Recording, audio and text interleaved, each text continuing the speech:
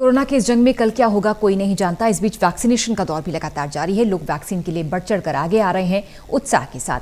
इस बीच सवाल भी कई हैं लोगों के जहन में। एक सवाल ये है कि जो एंटीबॉडीज बनती हैं कोरोना के बाद वो कितने महीने तक रहती हैं। कोरोना बीमारी ठीक होने के बाद हमारे शरीर में कितने दिनों या महीनों तक रहती है एंटीबॉडीज, ये सवाल सबके जहन में है। इस पर शोधकर्ताओं का क्या कहना है, क्या राय, रिपोर्ट देखते हैं।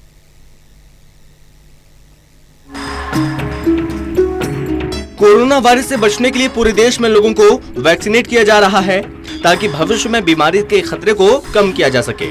इस बीच इटली के शोधकर्ताओं ने बीमारी के बाद शरीर में एंटीबॉडीज को लेकर महत्वपूर्ण जानकारी दी। उन्होंने बताया कि कोविड-19 इन्फेक्टेड होने के 8 महीने बाद तक मरीज के खून में कोविड के खिलाफ एंटीबॉडीज रहते हैं। मिलान के सैन राफेल अस्पताल ने बताया कि बीमारी की गंभीरता, मरीज की उम्र या किसी बीमारी के चपेट में आने के बावजूद ये एंटीबॉडीज खून में मौजूद रहते हैं। एक्सपर्ट्स कहते हैं कि शरीर में कोरोना के खिलाफ एंटीबॉडीज बने रहने तक वायरस का खतरा खत्म हो जाता है। इटली के ISS नेशनल हेल्थ इंस्टीट्यूट के साथ मिलकर इस पर काम कर रहे हैं। स्टडी के लिए उन्होंने कोरोना वायरस के लक्षण वाले उन 162 मरीजों को शामिल किया जिन्हें पिछले साल पहली लहर के दौरान इमरजेंसी रूम में रखा गया था। इनके ब्लड सैंपल पहले मार्च और अप्रैल में लिए गए थे। और इसके बाद जो लोग सरवाइव कर रहे थे उनके ब्लड सैंपल नवंबर में दोबारा लिए गए। इनमें से करीब 29 मरीजों की मौत हुई थी। ISS के साथ साझा बयान में शोधकर्ताओं ने बताया कि कोरोना पॉजिटिव पाए जाने के बाद अगले 8 महीने तक इन मरीजों के शरीर में बीमारी से लड़ने वाले एंटीबॉडीज पाए गए। इनमें से केवल 3 ही ऐसे मरीज देखे गए जिनके शरीर में लंबे समय तक एंटीबॉडीज नहीं थे। ये study nature communication scientific journal में प्रकाशित हुई है। स्टडी में शोधकर्ताओं ने कोरोना वायरस से रिकवरी में एंटीबॉडीज के विकसित होने की महत्व पर भी काफी जोर दिया। शोधकर्ताओं ने कोरोना से गंभीर रूप से बीमार पड़ने वाले मरीजों को लेकर भी एक खास जानकारी दी।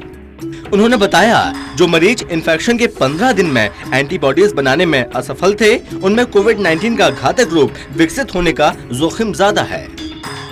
इस स्टडी में 2/3 पुरुषों को शामिल किया गया था जिनकी औसत आयु 63 थी। इनमें से तकरीबन 57% मरीज ऐसे थे जो पहले से ही किसी बीमारी का शिकार थे। ये मुख्य रूप से हाइपरटेंशन और डायबिटीज के रोगी थे। डॉक्टर्स कहते हैं हमारे इम्यून सिस्टम को याद रहता है कि जरूरत पड़ने पर शरीर में नई एंटीबॉडीज कब और कैसे बनानी है। एंटीबॉडीज वो प्रोटीन है जिसे बी कोशिकाएं वायरस को जकड़कर खत्म करने के लिए बनाती हैं। एक्सपर्ट ऐसा मानते हैं कि वायरस से पहली बार संक्रमित होने पर शरीर आसानी से नहीं लड़ पाता, लेकिन दूसरी बार संक्रमण होने पर शरीर का इम्यून सिस्टम इससे निपटने में पूरी तरह प्रशिक्षित हो जाता है और पहले से ज्यादा बेहतर एंटीबॉडी बनाता है।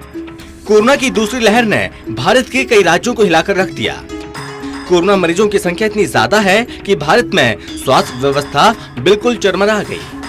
अस्पतालों में ऑक्सीजन और बेड न मिलने से मरीज दम तोड़ रहे हैं। देश में मरीजों की मौत के आंकड़े दिनों दिन बढ़ रहे हैं। शहर के साथ साथ अब गांवों को भी कोविड ने अपनी चपेट में ले लिया और कोरोना से चारों तरफ हाहाकार मचा है। शमशान घाट में अंतिम संस्कार के लिए लंबी लंबी कतारें हैं। पवित्र गंगा नदी में लाशें बहती देखी जा रही हैं।